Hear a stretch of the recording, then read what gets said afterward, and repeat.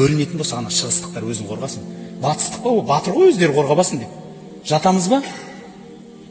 Жоқ, сіз өзіңіз жатасыз ба? Құдай басқа салмасын.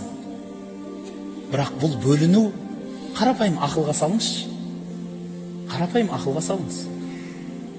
Жақсылыққа бара ма? Одан кім пайда көреді? Бұл жабайылық дейді бұны. Руға бөлініп алып, біздің ру, дұрыс. Керек кезінде.